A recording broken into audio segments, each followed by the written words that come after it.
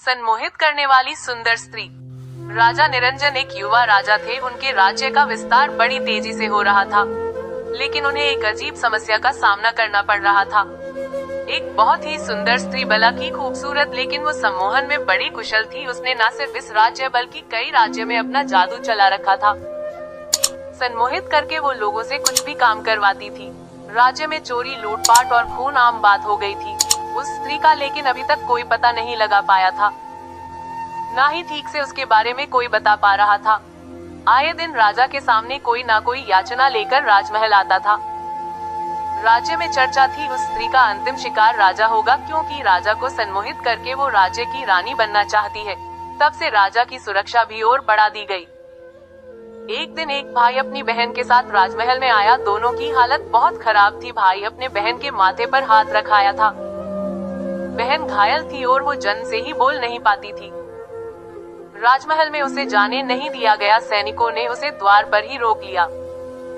राजा ने दूर से यह देखा और उन्हें पहले उपचार के लिए राजमहल के उपचार केंद्र में भेजा गया। राजा ने स्वयं उपचार केंद्र जाकर उन्हें देखा। भाई और बहन दोनों रो रहे थे। रोता हुआ भाई बोला कि मैंने बड़ी मुश्किल से इसके विवाह के लिए स्वर्ण आभूषण बनवाए थे, लेकिन वो सम्मोहिनी हमें सम्मोहित करके सारे आभूषण लेकर चली गई। मेरी बहन मुझसे ज्यादा सतर्क थी। इसने उसकी आंखों में ना देखा, इसलिए जब वो आभूषण छीन रही थी तब इन दोनों में छिना झपटी हुई और इसकी यह हालत हो गई। राजा ने उस लड़की की ओर देखा। मासूम सी लड़की सहमी सी बैठी थी। राजा ने उससे पूछा कि क्या तुमने उसे ठीक से देखा है? उसे पकड़ने में हमारा सहयोग कर सकती हो? उसका भाई बोला, सरकार यह जन से ही गूंगी है, बोल नहीं सकती। राजा ने उससे पूछा, क्या नाम है तुम्हारी बहन का? वो बोला, सरकार इसका नाम बाती है और मेरा मंगल है। राजा उस समय वहाँ से चला गया, लेकिन उस मासूम लड़की का चेहरा और रोना उसकी आंखों में घूमता रहा। सांझ को राजा फिर उपचार केंद्र गया। वो लड़की और उसका भाई जाने की तैयारी में। राजा ने उन्हें जाते देख बोला कि कहाँ जा रहे हैं? राजा अब उस लड़की बाती की आंखों में ही देख रहा था। बिल्कुल निर्दोष उसकी आंखें राजा के हृदय को चिर रही थी। राजा ने उनसे कहा कि आप दोनों राजमहल के मेहमान बनकर यही रहेंगे। राजा की आंखें उस लड़की से हट ही नहीं रही थी। रात्रि में उसे नींद नहीं आई।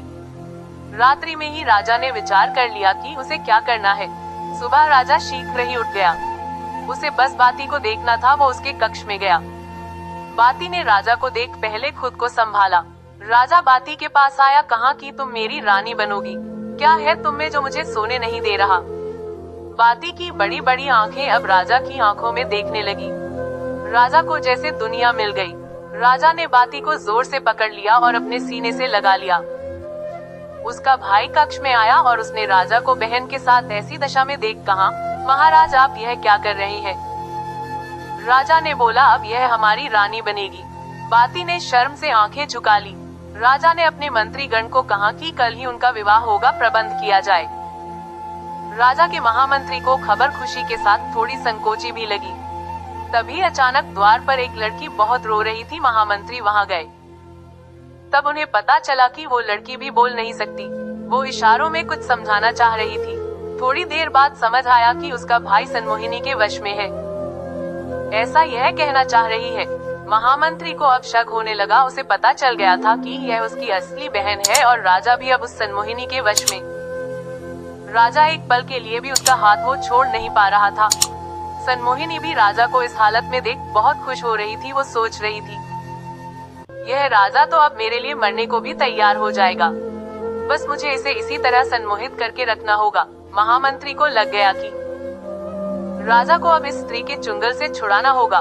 वो राजा के पास गया और कहा कि राजा कल आपका विवाह है और विवाह के पूर्व कुछ रस्में और शगुन होते हैं, इसलिए विवाह के पूर्व आप ऐसे रानी के साथ एकांत में नहीं रख सकते।